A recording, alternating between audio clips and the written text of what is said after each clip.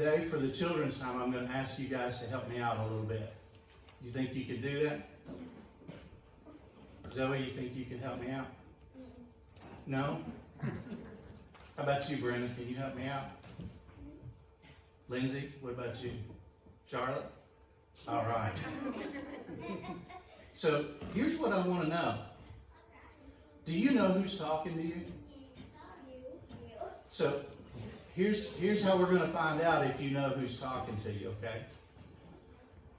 I've got 4 voices, and I want you to close your eyes and listen to the voices. Listen to the sound of the voice, and listen to where the voice is coming from, okay? And after each one of them, I'm going to ask you if you know who it is. You think you can do that? So close your eyes. Number 1. Good morning, boys and girls. Charlotte, where did you get that beautiful bow in your hair? Do you guys know who that was? It was Bryson. Okay. You ready? So here's voice number 2. Good morning. It's really good to see you this morning. Do you know I love you? Do you guys know who that was? That was Brother Gary. See? They cheated. That one or not. All right. Here's going to be the tough ones. Are you ready? So close your eyes. Voice number 3. Good morning. How are you?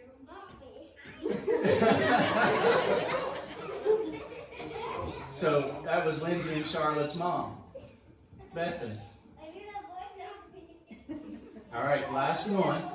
Are you ready? Voice number 4. Good morning, boys and girls.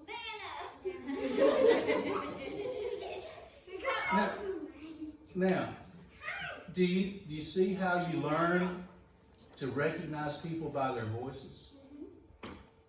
Even if you don't recognize people by seeing them, because you might not have seen them in a long time, you remember their voices. And here, you learned who people were because you could tell Bryson's voice was coming from here. You could tell Brother Gary's voice was coming from over there. Here's my real question is, how do you know when God's talking to you? How do you know how to distinguish His voice from all the other voices you hear? And then the second thing is, why is it important? Because if you think about it, when God says something, it happens.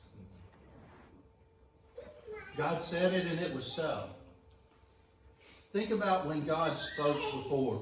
When God spoke, He created the world. And God spoke to Moses on the mountain, and He gave him the 10 Commandments for the people to live by. That's important to hear. This one's a little harder to read, but Jesus spoke God's words on the mountain. And He said, this is your greatest commandment, to love the Lord your God with all your heart, with all your soul, and all your mind, and to love your neighbor as yourself. I want you to think for a minute.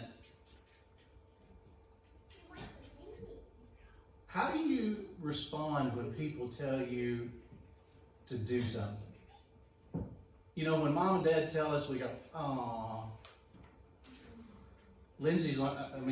Everly's learned how to do that even at the age of 2.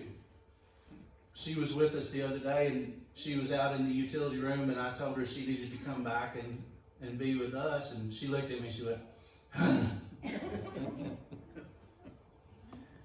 You know, we need to think about when God talks to us, when we learn to hear His voice and when we learn to listen. Because when God said it, not only is it so, it's good. Think back to the Bible lessons that you learned when He created the world. He looked at it and He said, it's good. When He created the Garden of Eden, He said, it's good. And when He created each and every one of us, He looked at it and said, it's good. The last one is the most important. God said it. I believe it. That settles it. We don't have to worry about anything else as long as we understand what God said. Because He looked at us, and He continues to look at us each and every day and says, you're good. Even when we mess up our lives, God looks at us and says, you're good. I can forgive you. That's something important to remember. When people here on earth, when we make them upset, what do we have to do to get them to forgive us? Lindsay, what do you think? You have to apologize. You have to go to them and say, I'm sorry.